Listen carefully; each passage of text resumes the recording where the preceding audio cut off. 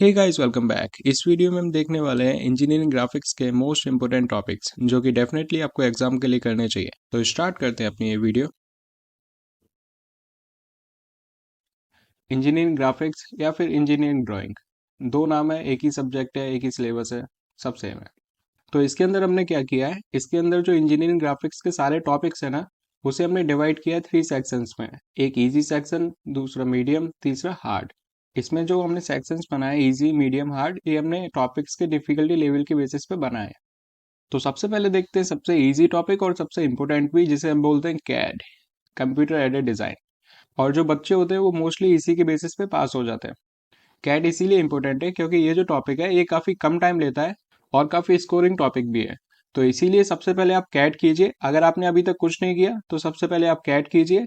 अगर आपने पहले से कुछ और टॉपिक करके रखे हैं और कैट नहीं किया तो भी मैं आपको बोलूंगा सबसे पहले आप कैट कीजिए। कई बार ऐसा होता है आप क्वेश्चनों में लगे रहते हो और आप ये इजी चीज छोड़ देते हो। सबसे पहले आपको ये चीज करनी चाहिए क्योंकि ये इजी है और स्कोरिंग भी। और कई बार ऐसा भी होता है जब आप क्वेश्चन सॉल्व कर रहे हो तो क्वेश्चन में कोई गलती हो जाए तो क्वेश्चन गलत हो सकता है। लेकिन इसमें कोई गलती के चांसेस नहीं है। इसमें पूरा थ्योरेटिकल कॉन्सेप्ट है, आपको बस थ्योरी पढ़नी है पूरा अच्छी तरह और आपको एग्जाम में आंसर लिख के आना है। काफी इजी और काफी क्वेश्चन इससे आते हैं। और कैट के अंदर आपको क्या करना है, कैट के अंदर आपको सिर्फ ये 4 टॉपिक करने हैं। क्योंकि जो क्वेश्चंस होते हैं वो इन्हीं में आपस में घूमते रहते हैं, कभी इसको पूछ लेते हैं, कभी इसको पूछ लेते हैं। ऐसे ही इसी में से क्वेश्चन फ्रेम होते हैं। तो सबसे पहले आपको पता होना चाहिए व्हाट इज कैट। तो कैट आपको अच्छी तरह पता होना चाहिए क्या होता है। इसके बाद जो नेक्स्ट इंपोर्टेंट टॉपिक है वो है एडवांटेजेस ऑफ कैट। तो कैट के एडवांटेजेस क्या क्या होते हैं ये आपको अच्छी तरह याद होने चाहिए, एक एक पॉइंट इसका याद करके जाना, क्योंकि काफी इंपोर्टेंट टॉपिक है एडवांटेजेस ऑफ कैट। इसके बाद जो नेक्स्ट इंपोर्टेंट टॉपिक है वो है एडिटिंग कमांड्स इन कैट। तो कैट में एडिटिंग कमांड्स कौन कौन सी होती हैं, आप कम से कम 8-10 एडिटिंग कमांड करके जाना। क्योंकि जो एडिटिंग कमांड्स वाला क्वेश्चन है वो काफी ज्यादा इंपॉर्टेंट है और कई बार रिपीट भी हुआ है, तो आपको ये अच्छी तरह करना है। इसके बाद जो नेक्स्ट इंपोर्टेंट टॉपिक है वो है कोऑर्डिनेट सिस्टम इन कैट। तो कैट के अंदर जो कोऑर्डिनेट सिस्टम होते हैं वो क्या होते हैं और कैसे होते हैं ये आपको पता होना चाहिए, क्योंकि ये जो क्वेश्चन है ये भी कई बार रिपीट होता है। मैं आपको एक बार और बोलना चाहूंगा, अगर आपने कैट अभी तक नहीं किया है तो सबसे पहले आप ये चारों टॉपिक अच्छी तरह कर लीजिए। इसके बाद आपको जो करना है वो आप करते रहिए, लेकिन सबसे पहले आप कैट कर लीजिए क्योंकि कैट काफी इजी एंड स्कोरिंग टॉपिक है। तो सबसे पहले आपको कैट करना है, अच्छी तरह करना है इसे, एक एक पॉइंट इसका याद कर लीजिए। अब हम आते हैं मीडियम लेवल के टॉपिक्स पे। इसमें जो इजी एंड मीडियम लेवल के जो टॉपिक्स हैं उन्हें आपको अच्छी तरह करना है, तो डेफिनेटली आप एग्जाम में इजीली पास हो जाओगे। तो आपको इजी एंड मीडियम लेवल के टॉपिक्स तो करने ही करने हैं। तो मीडियम लेवल में जो फर्स्ट इंपोर्टेंट टॉपिक है वो है स्केल्स। स्केल्स आपने पढ़ा भी होगा, स्केल्स इजी होता है। और स्केल में क्या क्या करना है आपको, स्केल में करना है आपको plain scale and diagonal scale. और एक और स्केल होता है वर्नियर स्केल, वो काफी कम आता है एग्जाम में, इस वजह से मैंने इंक्लूड नहीं किया। अगर आप करना चाहो उसे वर्नियर स्केल, उसको भी आप कर सकते हो। लेकिन जो मोस्ट इंपोर्टेंट है वो है plain scale and diagonal scale, क्योंकि इन्हीं पे मोस्टली क्वेश्चन आते हैं।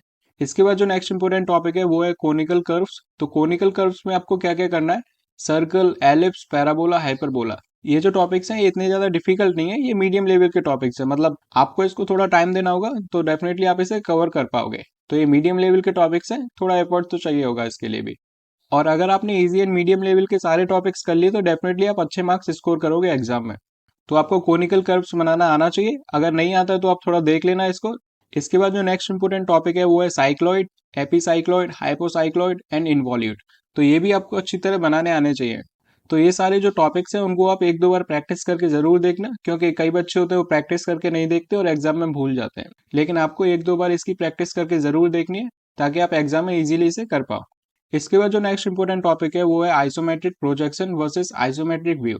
तो आइसोमेट्रिक प्रोजेक्शन क्या होता है, आइसोमेट्रिक व्यू क्या होता है, ये आपको पता होना चाहिए। और इन दोनों के बीच में जो डिफरेंसेस होते हैं वो आपको याद होने चाहिए। इसके आप सारे पॉइंट्स कर लेना, क्योंकि ये जो टॉपिक है वो थियोरेटिकल टॉपिक है और इसके क्वेश्चन कई बार रिपीट होते हैं।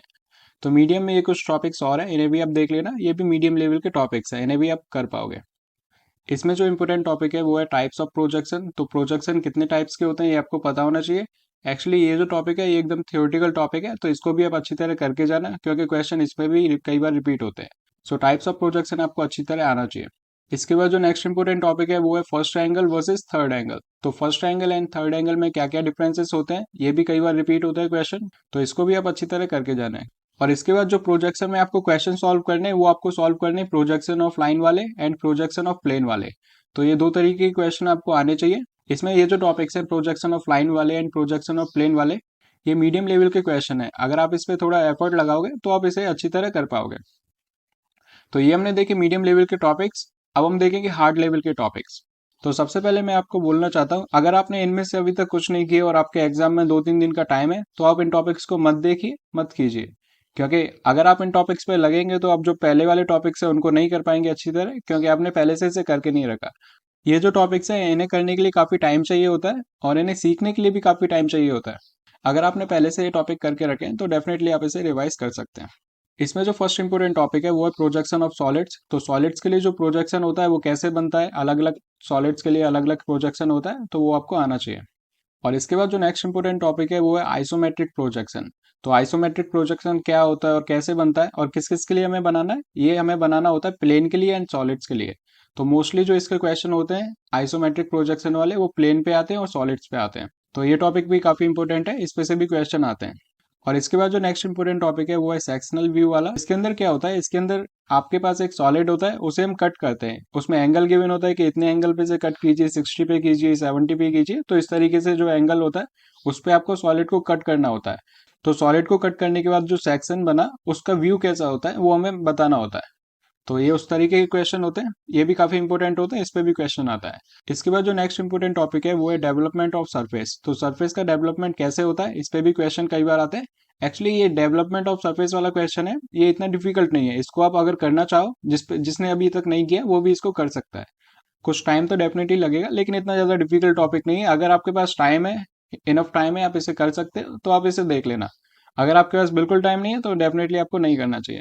तो ये हमने देखे इंजीनियरिंग ग्राफिक्स के टॉपिक्स। सो इस वीडियो में इतना ही, मिलते हैं अपनी नेक्स्ट वीडियो में। Thank you for now.